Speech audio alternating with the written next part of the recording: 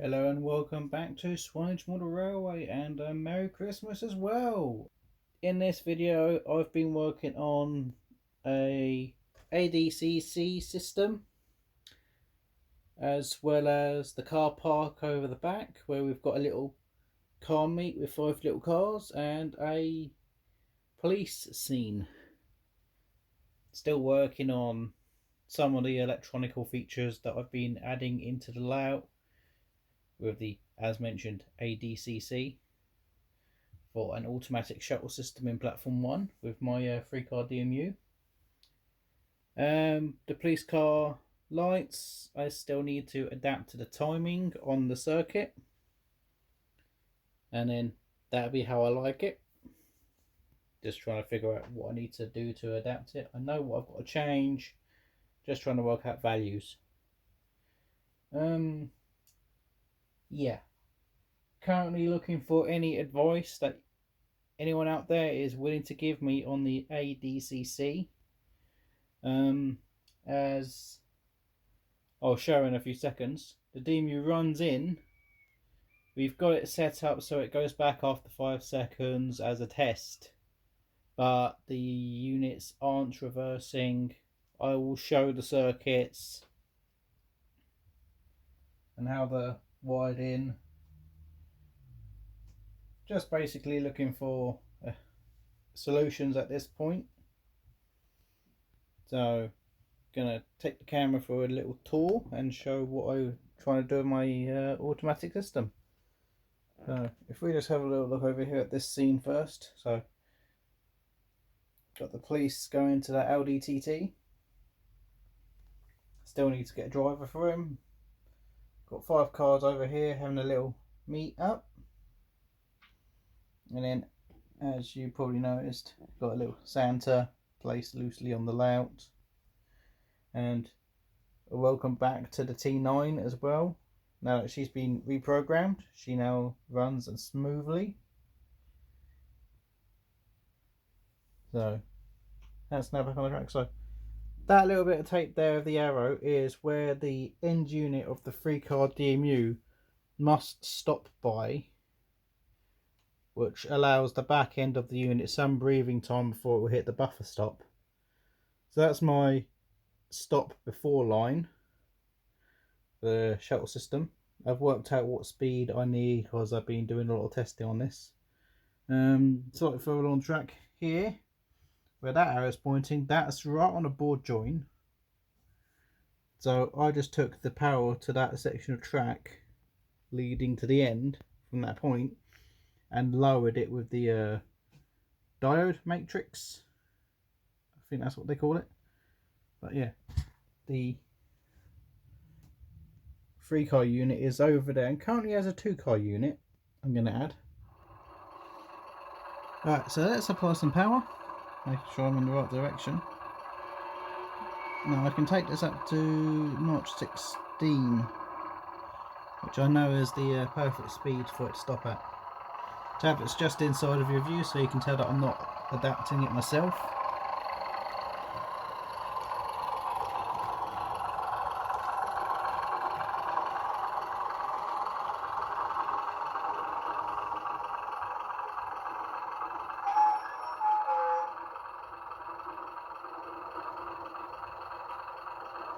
So that's where it stops. My problem is it doesn't get going again.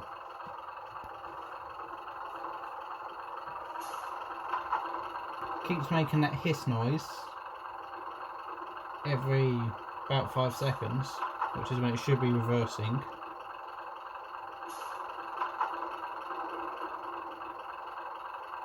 Yeah, not going anywhere. I've double if not triple checked the CV settings. Just gonna put the sound on that one.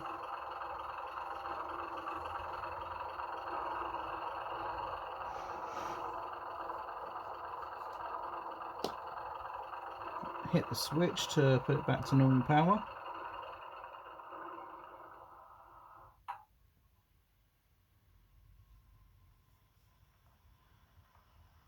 And then it's happy to move off again. but fully controllable, but the direction seems to reverse when I do that.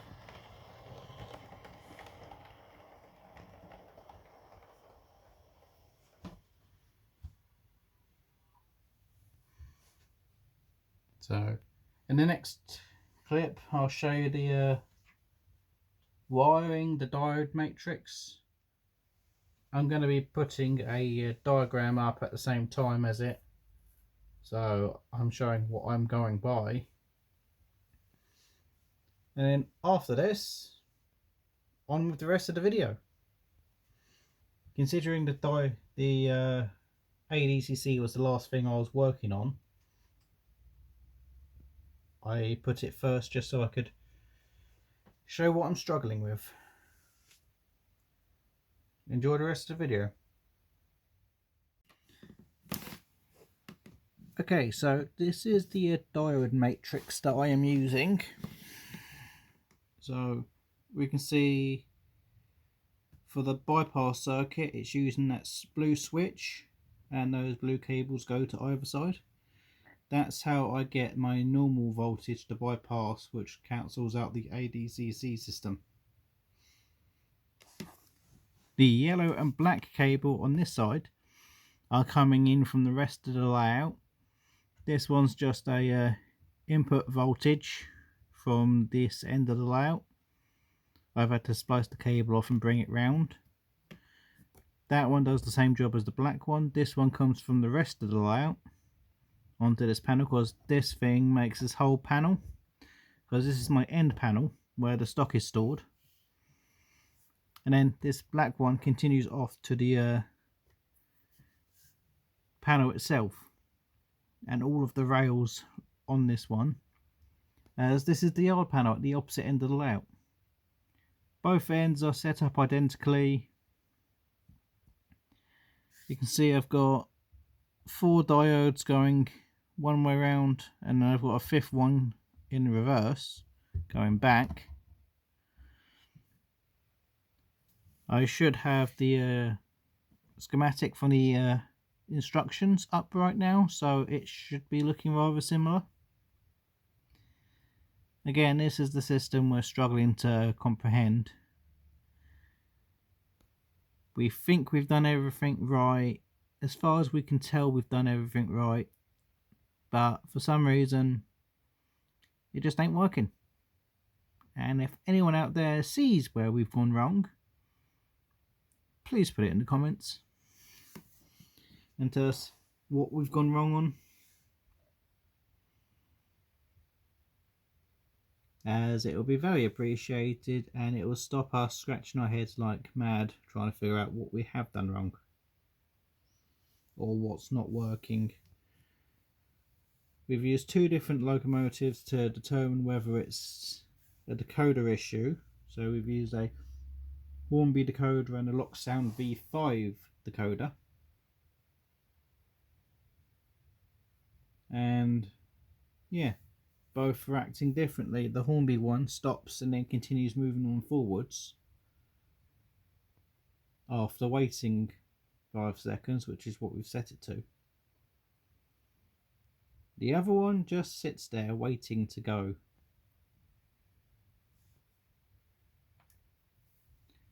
So if you see what we've done wrong, please let us know. Otherwise, enjoy the rest of the video working on the other projects that I've been working on. Okay, so let's kick this video off.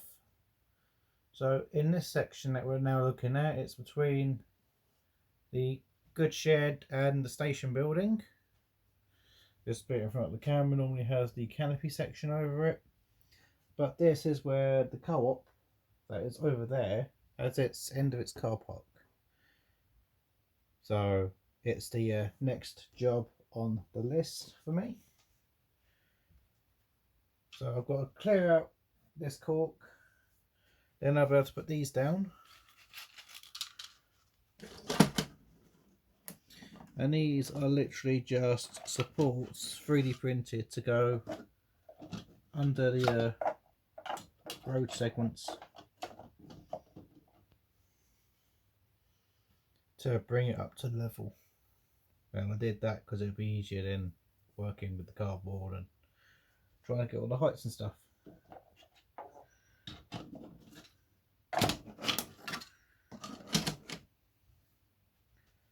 So I'll continue to clear this stuff out, and then I can move on to the next stage.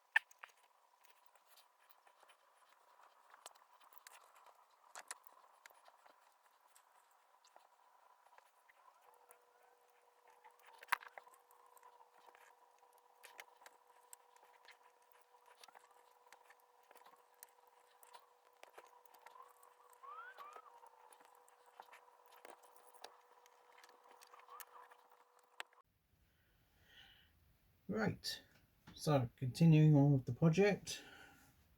Now if you can see in the end of the car park, got some barriers up there. I'll show those in a bit. Also, you might notice we've got lots of boxes here now, so there's a scene that I want to do in my car park. Much like the RAC van, I have obtained a police car. Now these modifications I've done myself, just like in the RAC van, though in this one I was unable to get a super flash chip as they're not easily gettable anymore. So I am building a circuit board downstairs that will run the lighting in this vehicle, which is why it's a 4-core cable coming out.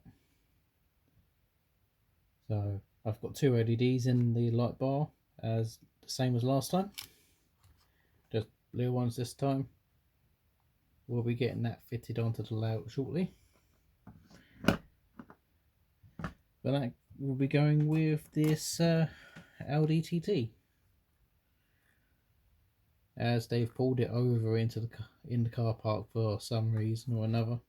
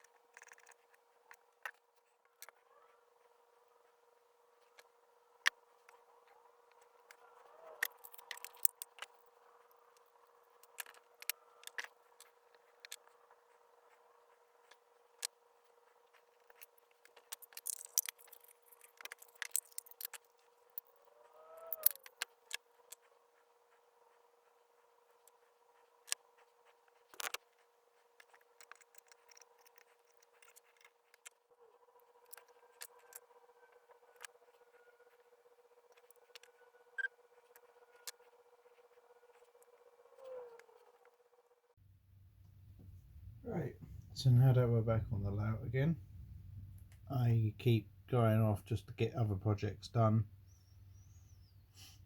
and keep going off task at this point. There's other bits that I've done which I'm about to start filling in on. So as you can notice, this car's got its flash circuit mounted on. Still got to adjust the timing slightly, as it's taking too long between switches, but until I figure out one of the capacitor values, that's going to be like that for a little bit. It's either too quick or too slow. At one point I had it perfectly set up, but I wasn't able to get a good reading on the voltage I had. Right, so now we're underneath panel 2. This is the flash circuit for the police car. I've got a little on-off switch there to override it. Got 2 555 timer circuits.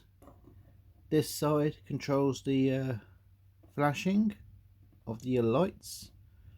This side controls the alternation, and it's this capacitor here that I'm playing around with to see what I can do. Tried a couple 1 UF capacitors, it wasn't slowing it down enough. That one there is a 10 UF capacitor. just a little bit too long on the alternation, so I'll probably have to lower that a little bit. Okay, so now we're back to the turntable, which was the topic of my last video.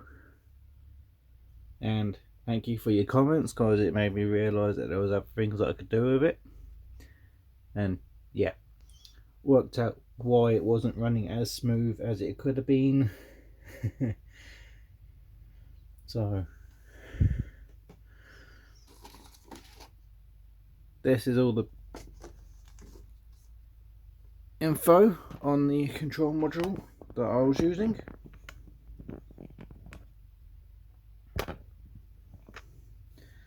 And still am using. So this is a DVR 8834, I believe. Yes.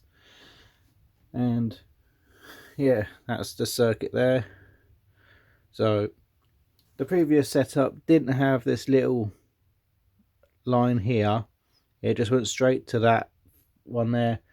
But turns out adding that little extra jumper to the M1 moved my steps up to what, 1.32, which basically gave me the full range of steps that the motor's capable of doing just by adding an extra cable. So if you want to read the information on that, you can pause it. But there's a lot of info.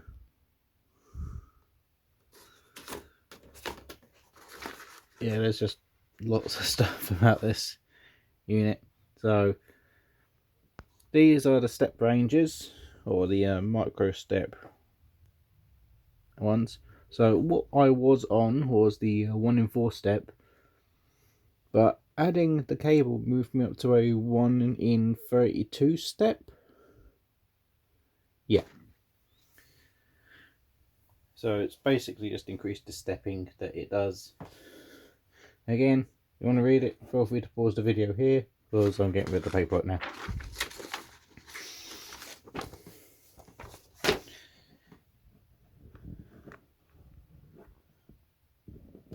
On other news, the control module is also now mounted up here.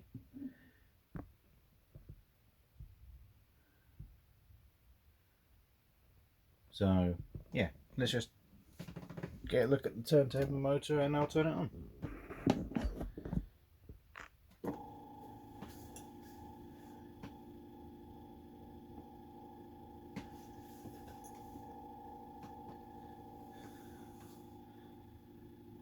Now that is significantly more silent than it was in the previous video. Turntable is no longer being rattled by it as well.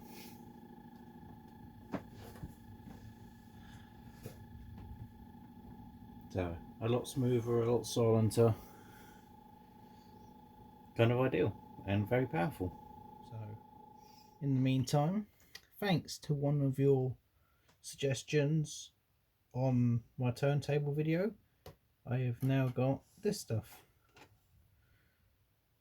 which is from Swanage 3D, and it's now a turntable shroud.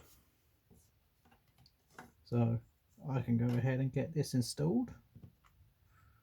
Got to take a little bit off of some of them. That should be fine. But in this top section I've got a damped one. I think this is meant for a larger turntable.